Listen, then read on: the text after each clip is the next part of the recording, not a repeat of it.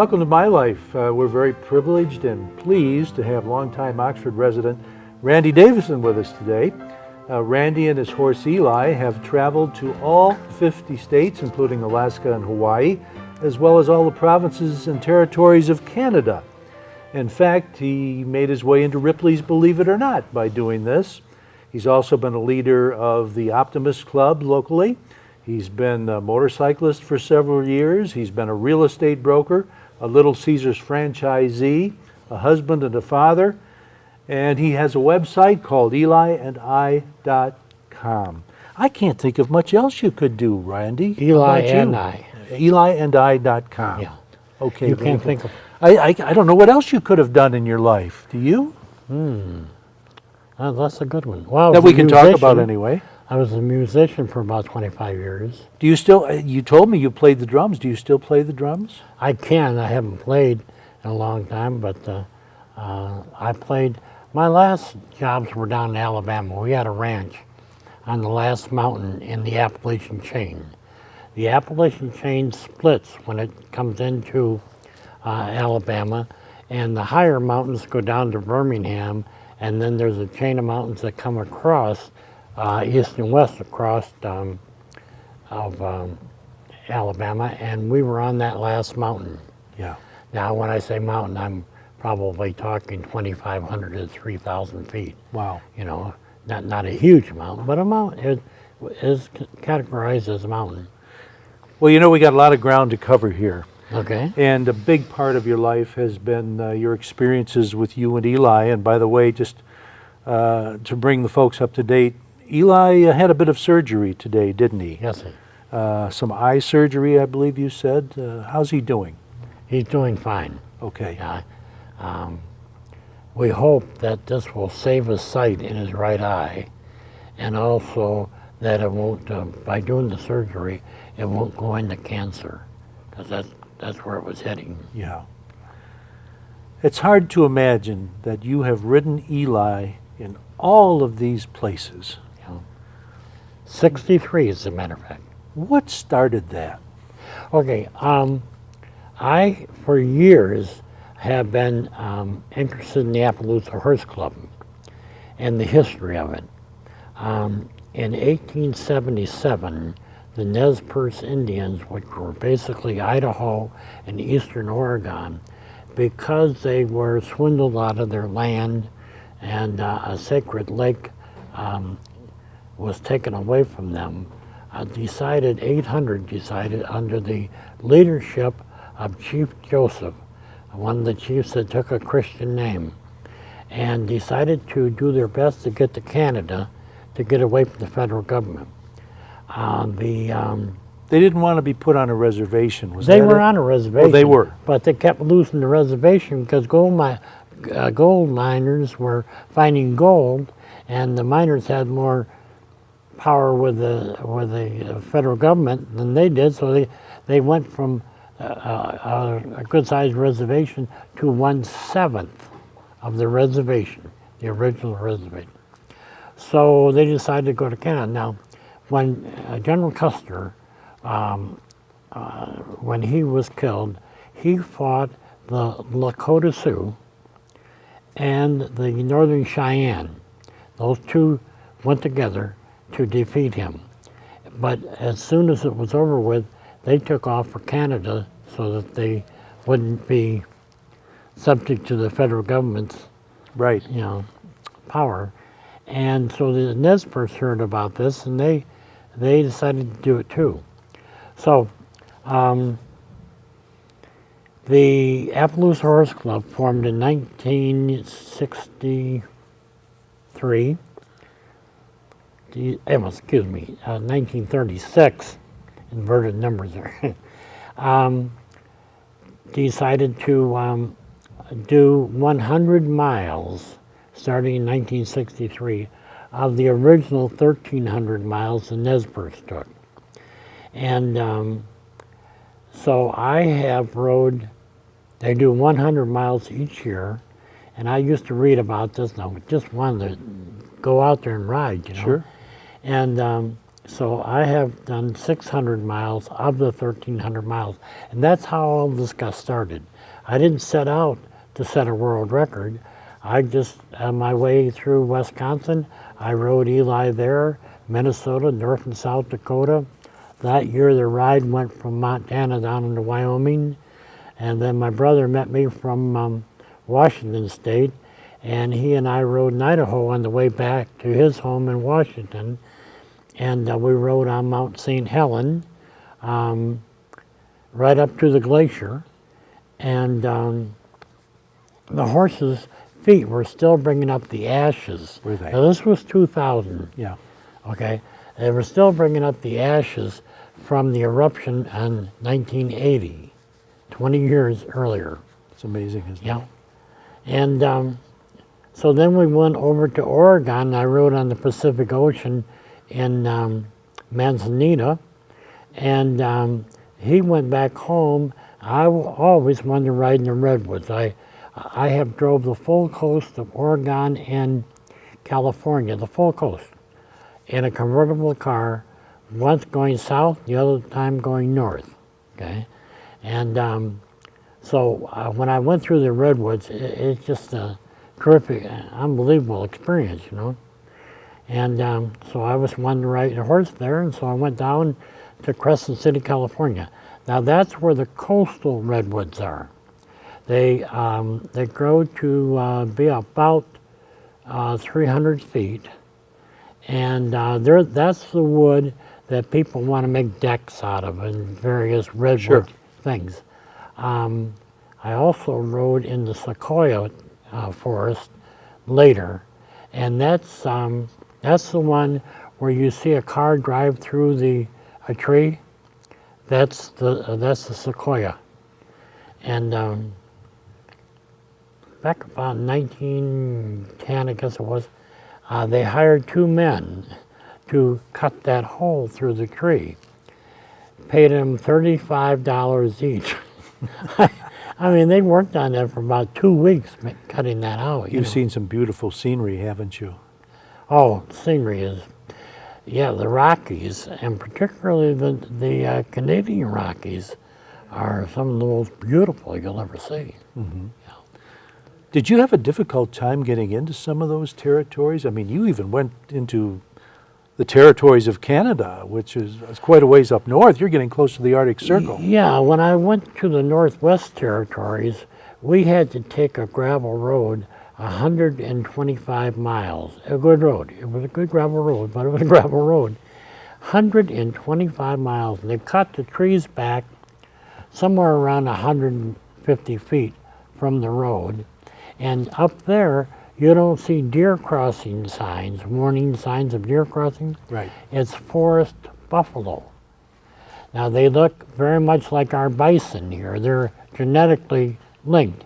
They're bigger than our bison, and they have learned to adapt in the forest because it's mostly all forest. Mm-hmm. I don't know what they eat, if it's bark or what. But how did Eli react to them? I can tell when either bear or moose or in this case buffalo are out in the forest area. He you know, we call it hunting boogers, you know what I mean? Sure. His eyes get real big, and you know he can sense or smell something he's not used to, you know. Sure. Now, what year did you start all of this? Started July of 2000. Okay. And ended in, it was 58 months total in 2005. 2005. Yeah. So you did a lot of riding in 5 years. Yeah. Yeah. We got to take a break right now, but 58 months. We'll be right back. Hi everyone. Don't forget you can purchase DVDs of your favorite shows from OCTV, whether it's Minutes by Minute, our Community Access, or Connie's Kitchen. Just call the station. Our number is 248-628-9658. Enjoy watching all of our shows on OCTV.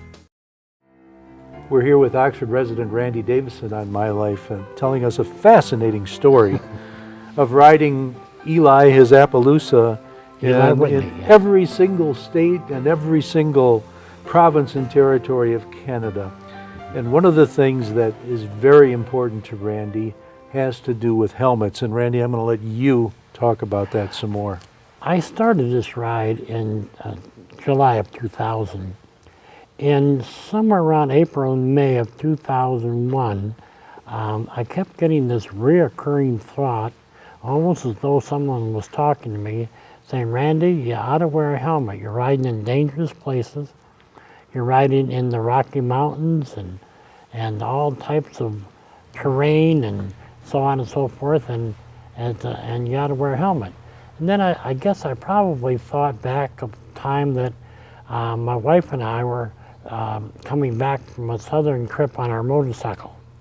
And the front tire on the motorcycle blew out 15 miles south of Louisville, Kentucky on I-65. Our heads hit the pavement at 65 miles an hour. And it saved our lives, no question about it. I had a third-degree burn, road burn on my arm here. My wife had torn one of her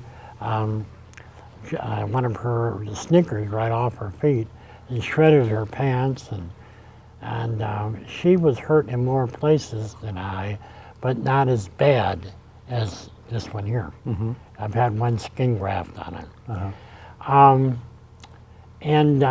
So I guess maybe that was the emphasis that I was thinking of. And so, and that particular night, we just had a television antenna. We could get about 5 stations. Once in a while, when the atmospheric conditions were just right, we could get another station. It happened to be RFD TV, mm-hmm. and that is the Farm and Ranch channel. Yes. And their sponsor that night was a helmet manufacturer. I said, whoa, somebody's talking to me, you know, I better do something. So next time I was in a tack shop, I bought a helmet. And I wore it faithfully. And all the rest of the time I rode, I got on my horse at least 3 times and forgot the helmet, got back off the horse and put the helmet on. Now, I'm a guy that's had a horse or pony since I was 8 years old, so I'm not a novice, you know. Sure. We moved here in 1947. I was 10 years old. I still live on the same farm I was raised on. Really? Yeah. It was 120 acres of land, and it cost $12,500. You know. Had a house on it that just did not have a bathroom in it, and just cold water into the kitchen. And we came from a modern home down on Sashabaw Road, about 400 or 500 feet south of Mabry Road. And so, you know, it was quite an adjustment for us. I imagine my mom, you know, more anybody. Let's, as long as we're on that subject, let's backtrack a little bit. Sure. Where were you born? I was born in St. Joe's Hospital in Pontiac. So you were born in Michigan? Oh, yeah. Okay, and where were your parents living at the time? They were on Walton Boulevard, Walton near Baldwin. Okay, and what did your dad do for a living back then? Dad was a tool and die maker at Pontiac Motors. So he was in the auto industry? Yeah, he had skilled trade, okay, you know, which was a real step up from his childhood. The son of a sharecropper, and that's about the lowest rung on the ladder, you know. Did your grandparents live in Michigan? They came up to Michigan in 1910. Dad was the only child at that time. He was 1 year old. They had 18 head of horses when they left Warrensburg, Missouri, and and a wagon, of course. And they slept in the wagon, under the wagon, and church people took them in along the way because Grandpa was a minister. Really? Yeah. And the reason how this came about, I have no idea, because by the time I realized it was important for me to know this, they had all passed. Okay. But they came up to the Wixom area. In fact, the farm they worked is where the Lincoln plant is in Wixom today. And as I said, they started out with 18 head of horses, and when they got to that farm, they only had 2 horses still alive to pull the wagon into the yard. 3.5 months on the road. Being poor people, they probably weren't, the horses would have been old to start with, and all they could eat is what they could pick along the road at night, you know, to stay alive. And yeah, my dad just happened to mention that out of a clear blue sky about 3 months before he died in 1974. Did your grandfather do any preaching in any churches Oh yeah, around he had here? a church and there in Wixom. Yeah, they later went back to why I have no idea. They went back to Warrensburg, Missouri, and that's where Grandpa and Grandma passed down there. Okay. Yeah. All right, so your dad was working for General Motors when they were living in the Pontiac area. Did your mother work outside the home? Mom worked for a short time during the war, probably in 1943, 44, somewhere in that range, but for a short time at General Motors. Okay. And did you have any brothers or sisters? I'm sorry? Did you have any brothers or sisters? I have one younger brother, 3 years younger, and a sister that is about 11 years younger. Okay. My brother lived here on the farm, as a matter of fact, up to about 25 years ago, and then he moved to Washington. I'm going to tell you something. If a guy marries a girl from a different state, it's a matter of time they'll end up living where she's from. I've seen it happen countless times, you know, and that's what happened in this case. My sister lives in the village of Oxford. When did your interest in horses begin? That's an excellent question. I was just always fascinated by horses. In fact, my name is Randy Lee Davisson. I go by Randy. But Mom and Dad were from very poor background. Mom's father came from Liverpool, England. I met my grandmother in Ontario, and they married, and they were nickel immigrants. You ever hear that term before? No, I haven't. Explain it to me. From Sioux, Canada to Sioux, Michigan, they're divided by the St. Mary's River. And there was a bridge over the river, and it cost 5 cents to walk over that bridge. If you were on the north side, you were Canadian. If you were on the south side, you were American. There were no guards or anything. They paid their nickel, walked across that bridge, and became nickel immigrants. Probably about 1890, I would guess, somewhere in that range. Okay, and you may have mentioned this before, but did you know your grandparents? I met my grandmother on both sides. My grandfathers died along about the time I was born in 37. In fact, the one grandpa, Smith, from Liverpool, died the year I was born.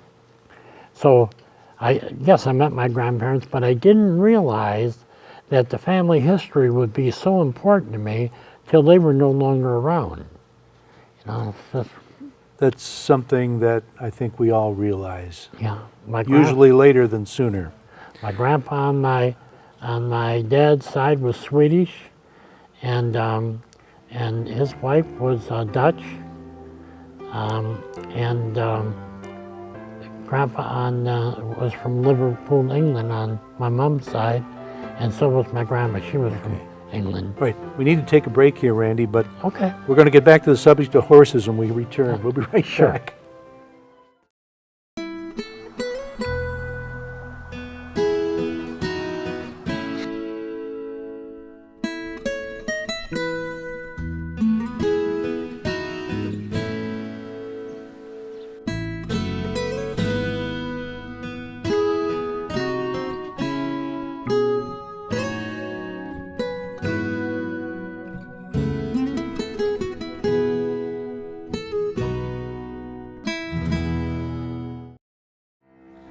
Back with longtime Oxford resident Randy Davisson.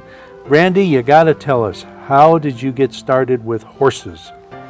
When I was about 8 years old, we were still living in Satchball Road. Dad bought a pony for me, and that was the beginning of the horse. So you were at Sashabaw Road near what? Just about 500 feet south of Maybe Road on the east side. So I don't know. Clarkston. Clarkston, yeah, Yeah. Clarkston now, right. And we moved out. I'm particularly proud of my parents because they were victims of the Great Depression and the Second World War. They, from the standpoint that the economic times were horrible, and for them to have enough nerve, so to speak, to buy that farm in 1947 was really something. Now, what happened is sometime in November of 1945, the GM went on strike. The UAW correctly forecast what was going to happen. They saw a boom coming. The American people were hungry. They were hungry for washing machines and refrigerators and tractors and cars and Sure. went on and on. And so they saw that boom coming, and so they went out along a strike 113 days, right through the Christmas holidays, right on in, it was settled on I think it was 13th of March when they went back to work. Can you imagine this area would have been devastated? Yeah. Everybody counted on GM one way or another, restaurants and whatever, stores. Absolutely. Yeah. So horses, how did you get involved with horses? Well, Dad said, the next time this happens, I'll have a farm to work. And they came out and bought the farm here on Coates Road in Oxford, corner of Granger and Coates. Which is where you live now, is that Where correct? I live now, yes. Okay, and what year would that have been that they... 1947. 1947. I was starting the 10th grade. Okay, so they bought you a horse. They bought me a horse, several through the years there. And I used to get on my horse over at the farm, went a quarter mile down to Granger Road, took Granger Road across to the pits, right over here, and then I would, over there, and I would ride through the pits to Stony Lake and go up, tie my horse in the park and go swimming. Now, you were about, 10 years old then? Well, I was about 12 when I was actually riding that far away from home, yeah. But I was 10 when we moved to farm. Now, I just always fascinated by horses, John.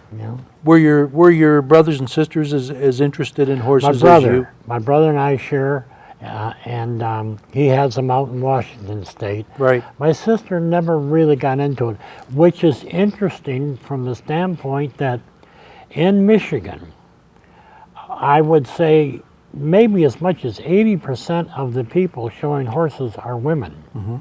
Only about 20% are men. Now down south where my ranch was in Alabama, it was more 50-50. Women seem to be attracted to animals. Young girls attracted to animals. Boys are mechanized. They want motorcycles, four-wheelers, and that. And you were involved with those too, and we'll talk about that in a minute. Where did you go to school when you were on the farm? Went to school. First, I started at Daniel Oxford. Ah, And I had a teacher, Mrs. Oberg. If there is a fourth member of the Trinity, Mrs. Oberg is that member. She was wonderful. I was a shy little boy, withdrawn, afraid, feeling sorry for myself, just moving from the school where all my friends were to this new school. I looked different than the rest of the kids because I was born with a birth defect, and so when you do, the other kids tend to want to tease you and so on and so forth. And I was sitting on a step over at Daniel Oxford. She came up, and I can't tell you what she said that day, but the bottom line was, Randy, you got to get out there. You can't just withdraw from society. And she got me into a ball game, and I hit a home run. Yeah, and there was just something about that whole thing changed my whole attitude and everything, you know. Did you ever get to ride your horse to school? Nope, never rode school, no. Did it help you get friends? No, not particularly, no. But when I was having some of my horses trained to drive by a fellow who became a real close friend, an Amish man, up in Rosebush, Michigan, which is about 10 miles north of Mount Pleasant. One day his children were going to school, and they were going out the driveway with a pony pulling a cart. There were 4 of the children going to school. Mm-hmm. And I tell you what, I looked at that and I turned back a clock 200 years, you know. But I didn't know I never rode the horse to school. No. Where did you go to high school? Were you at Oxford High school here at Oxford. Yeah. I had a friend that went to Oxford, and then his family moved and he went to Ortonville. Mm-hmm. And he apparently told the coach that that I could play football. And so, believe it or not, here I am, a sophomore, in the summer between sophomore and junior, or ran into him out at a Dairy Queen south of Ortonville. He said, "You're Davisson, aren't you?" I said, "Yeah." Of course, my friend had told him that, you know. And he said, "I need a quarterback. If you change schools, you got the job." Well, I didn't have any guarantees here at Oxford, so I changed schools, and I was a quarterback. Isn't that something? You weren't a shrinking violet anymore, were you? No. No, those days were behind me. But I tell you what, when Ortonville played Oxford, I got beat up real good. I'll bet, yeah. Okay, so you're talking about, what, around 1950, somewhere in there? Yeah. Okay. What did you guys do for a good time around here then? What did we do for a good time? Yeah. Summertime was a lot of time spent at Stony Lake. Where the current beach is, the beach then was east of there, more into that cove area. Mm-hmm. And there was a man they called Judge Stevens. Apparently he was a judge in the back room of the barber shop in Oxford, where he presided. And he had this, you could pay a dime and get a basket and put your clothing and everything in that basket while you were swimming, and they took care of it for you. And but I tied Eli up to a fence that was on the west side of the property. And Eli's not housebroken, you know, he just kind of goes wherever. Now, is this the same, wait a minute, now this... Oh, wait, I'm sorry. No, that was Sugar. That was Okay. my little spotted mare, Sugar.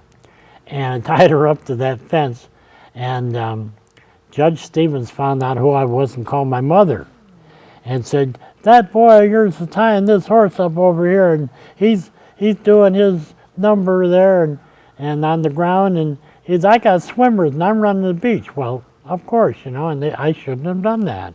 And Mom said, "Maybe you better not tie your horse, take her farther away next time." But she thought it was funny that I got into trouble, you know. Okay, listen, we've got plenty more to talk about Randy Davisson, so please stick around with us here. We're going to carry this over into another edition of My Life, so we're going to take a break right now, but we'll see you back in the next episode. Thanks you, for joining John. us. It's a pleasure. Thank you.